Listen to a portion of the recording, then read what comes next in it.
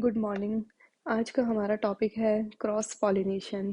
पिछली वीडियो में हमने पॉलिनेशन के बारे में उसकी डेफिनेशन बताई थी और सेल्फ पॉलिनेशन के बारे में देखा था। तो आज के इस वीडियो में हम पॉलिनेशन के दूसरे टाइप क्रॉस पॉलिनेशन के बारे में डिटेल में देखेंगे कि यह क्या होता है और इसमें क्या क्या क्या कंडीशंस होती हैं जो बाद में क्रॉस पॉलिनेशन होता है। क्रॉस पॉलिनेशन जिसे पर परागण भी कहते हैं। Cross pollination also known as allogamy और जीनोगेमी। इसका जो दूसरा नाम है वो परनिषेचन भी कहलाता है, पर परागण या परनिषेचन। इसको एलोगेमी भी कहते हैं और जीनोगेमी भी कहा जाता है। तो ये यहाँ पर इम्पोर्टेंट है कि इसका जो क्रॉस पॉलिनेशन का जो दूसरा नाम है वो क्या होता है, एलोगेमी, जीनोगेमी। ये भी इसके दूसरे नाम होते हैं। अब यहाँ देखते हैं, एक फ्लावर के पॉलन ग्रेन जब उसी प्लांट के फ्लावर या दूसरे प्लांट के फ्लावर को पॉलिनेटेड करते हैं तो क्रॉस पॉलिनेशन कहलाता है। तो क्रॉस पॉलिनेशन क्या हो गया कि एक फ्लावर के पॉलन ग्रेन बने, ये पॉलन ग्रेन या तो उसी प्लांट के दूसरे फ्लावर को पॉलिनेट करें या फिर जो दूसरा प्लांट है उस पे सेम स्पीसीज के दूसरे प्लांट पे जो फ्लावर बन रहा है उसको पॉलिनेट करेंगे। तो यह प्रोसेस क्रॉस पॉलिनेशन कहलाती है।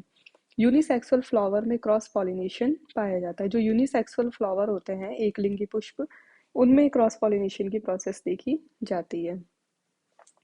क्रॉस पॉलिनेशन द्वारा जेनेटिक रिकॉम्बिनेशन आवश्यक रूप से होता है क्योंकि पॉलिनेशन दो अलग प्लांट्स के बीच हो रहा है। तो नॉर्मली जो क्रॉस पॉलिनेशन की प्रोसेस है वो दो प्लांट्स के बीच देखी जाती है। तो दो प्लांट्स के बीच जीन्स का एक्सचेंज यहाँ पर हो रहा है, तो इसलिए नए जेनेटिक रिकॉम्बिनेशन यहाँ पर बनते हैं। अब यहाँ देखते हैं एडेप्टेशन फॉर क्रॉस पॉलिनेशन। जब क्रॉस पॉलिनेशन की प्रोसेस होती है प्लांट्स में तो उनके लिए क्या क्या अनुकूलन या एडेप्टेशन की जरूरत होती है। तो सबसे पहला यहाँ पर है सेल्फ स्टेरिलिटी और स्वयंबंधिता। तो जब एडेप्टेशन की हम यहाँ बात कर रहे हैं कि क्रॉस पॉलिनेशन के लिए क्या क्या एडेप्टेशन होने चाहिए, तो सबसे पहला इम्पॉर्टेंट जो फैक्टर होगा वो यही होगा कि जो प्लांट है वो खुद के ही पॉलन ग्रेन्स के लिए सेल्फ स्टेराइल हो। तो जैसे यहाँ पर फ्लावर, इसमें पॉलन ग्रेन्स बनेंगे, उसी फ्लावर के स्टिग्मा पर गिर तो जाते हैं लेकिन उसे फर्टिलाइज नहीं करेंगे। तो ये हो गया सेल्फ स्टेरिलिटी कि पॉलन ग्रेन्स बनेंगे, बनने के बाद वो उसके स्टिग्मा पर भी गिरते हैं लेकिन उसे फर्टिलाइज नहीं कर पाएंगे। तो इसका सबसे अच्छा एग्जाम्पल यहाँ देखने को मिलता है पिटूनिया एक्सिलेरिस में। यहाँ पर क्या होता है, पॉलन ग्रेन स्टिग्मा पर जर्मिनेट तो हो जाते हैं लेकिन जो स्टाइल है वहां पर उसकी ग्रोथ ब्लॉक हो जाती है। जब पॉलन पिस्टिल इंट्रक्शन पढ़ते हैं तो उसमें यह देखते हैं कि जो पॉलन ट्यूब होती है वो किस तरह से ग्रोथ करती है। जर्मिनेशन के बाद पॉलन ग्रेन जर्मिनेट होता है और उसके बाद वहाँ पर पॉलन ट्यूब वहाँ पर ग्रोथ शो करती है स्टाइल के अंदर, और फिर वहां से उसके बाद वो ओवरी के अंदर एंटर करती है। तो यहाँ पर क्या होगा, सेल्फ स्टेरिलिटी में पिटूनिया में यह देखा जाता है कि स्टिग्मा पर जर्मिनेट तो हो जाते हैं लेकिन स्टाइल या जो ग्रोथ होती है वो ब्लॉक हो जाती है। इसके अलावा इसके सेल्फ स्टेरिलिटी के एग्जाम्पल है मालवा, सोलेनम, निकोशियाना। ये सब इसके एग्जाम्पल होते हैं। दूसरा अडेप्टेशन देखते हैं यूनिसेक्सुअलिटी और डिक्लाइनिंग या एकलिंगता। तो फ्लावर में यूनिसेक्सुअल होने के कारण क्रॉस पॉलिनेशन ही पॉसिबल हो पाता है कि जो फ्लावर है वो यूनिसेक्सुअल है। तो अब यूनिसेक्सुअल है, या तो मेल फ्लावर होगा या फीमेल फ्लावर होगा। तो यह भी एक एडेप्टेशन है कि क्रॉस पॉलिनेशन ही होगा यहाँ पर।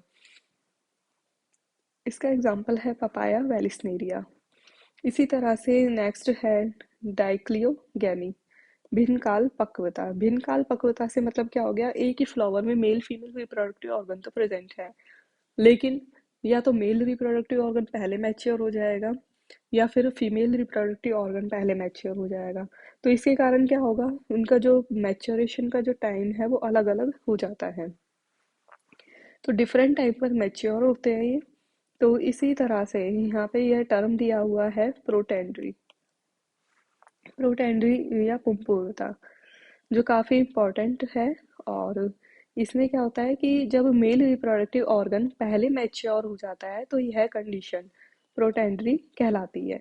जब मेल रिप्रोडक्टिव ऑर्गन पहले मैच्योर हो गया तो इस टाइम पर फीमेल रिप्रोडक्टिव ऑर्गन मैच्योर नहीं होता है, तो यह कंडीशन प्रोटेंड्री कहलाएगी। इसका एग्जाम्पल है कैप्सेला कोरिएंड्रम। इसी तरह से दूसरा टर्म है, यह भी इम्पोर्टेंट है, प्रोटोगाइन। स्त्री पुरुषता, तो इसमें क्या होगा, जब फीमेल रिप्रोडक्टिव ऑर्गन पहले मैच्योर हो जाता है, तो प्रोटेंडरी में मेल रिप्रोडक्टिव ऑर्गन पहले मैच्योर होता है और प्रोटोगाइन में फीमेल रिप्रोडक्टिव ऑर्गन पहले मैच्योर होता है, और यह अवस्था प्रोटोगाइन कहलाती है। इसके एग्जाम्पल है रोजा, मैग्नोलिया, फाइकस स्पीसीज एटसेट्रा। इसी तरह से नेक्स्ट फोर्थ आता है हिट्रोस्टाइली या विषम वर्तिकात्व। हिट्रोस्टाइली से मतलब हो गया, फ्लावर में जो स्टाइल और स्टैमेन पाए जाएंगे उनकी लंबाई अलग अलग होगी, या तो स्टाइल लंबी होगी या स्टाइल इतनी छोटी होगी कि पॉलन ग्रेन गिरते भी हैं अगर स्टैमेन से तो उनके ऊपर नहीं जाएंगे। तो इसे हम हिट्रोस्टाइली या विषम वर्तिकात्व कहते हैं। तो फ्लावर की स्टाइल, वर्तिका या स्टामेन, पुंकेसर की लंबाई में काफी अंतर पाया जाता है। इस आधार पर दो प्रकार के हमें ये दिखाई देती है स्टाइल। सबसे पहला है फ्लावर्स विद लॉन्ग स्टाइल, दीर्घ वर्तिका युक्त पुष्प। तो जैसे यहाँ डायग्राम में भी दिखाई दे रहा है कि जो स्टामेन है ये तो छोटे हैं साइज में और बीच में स्टिग्मा है, यह साइज में बड़ी हुआ है इनमें। तो अब यहाँ पर क्या होगा, जो अगर पॉलन ग्रेन बनते भी हैं और वो गिरते भी हैं तो इस स्टिग्मा के ऊपर नहीं गिरेंगे।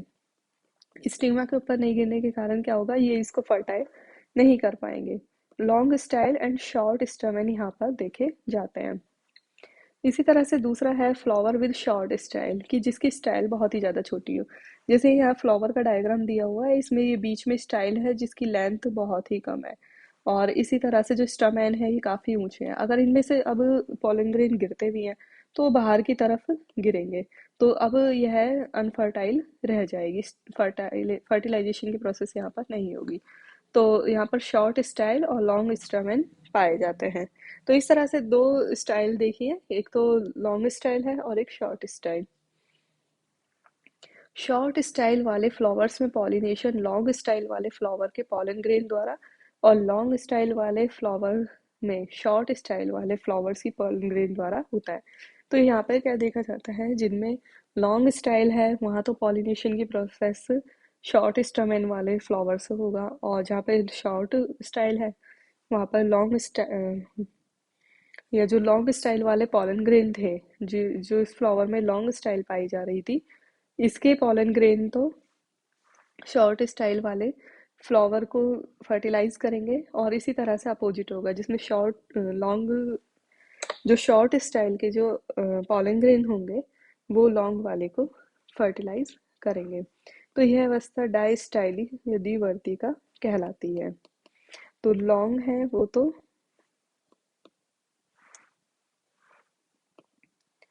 इसमें जो पॉलन ग्रेन बनेंगे ये जाएंगे शॉर्ट स्टाइल वाले के पास, और इसी तरह से जो शॉर्ट स्टाइल में जो पॉलन ग्रेन बनेंगे वो इसको करेंगे। तो यह कंडीशन डाई स्टाइली कहलाएगी। इसका एग्जांपल है सोलेनम मेलोंजिया। फिर इसी तरह से नेक्स्ट आता है हर्कोगेमी या स्वनिषेचीय उभयलिंगता। फ्लावर में मेल और फीमेल रिप्रोडक्टिव ऑर्गन की स्थिति इस प्रकार होती है कि उनमें सेल्फ पॉलिनेशन हो ही नहीं पाता। हर्कोगेमी या स्वनिषेचीय उभयलिंगता भी कहेंगे इसे, कि जो मेल और फीमेल रिप्रोडक्टिव ऑर्गन है उनकी जो पोजीशन है या स्थिति वो इस तरह से है फ्लावर में कि सेल्फ पॉलिनेशन उनमें पॉसिबल नहीं है। एग्जाम्पल है इसका कैरियोफाइलेसी फैमिली में स्टामेन स्टाइल से काफी छोटे होते हैं। हम्म, जब एंथर का डेhiscence होता है तो पॉलन ग्रेन स्टिग्मा से काफी दूर जा गिरते हैं।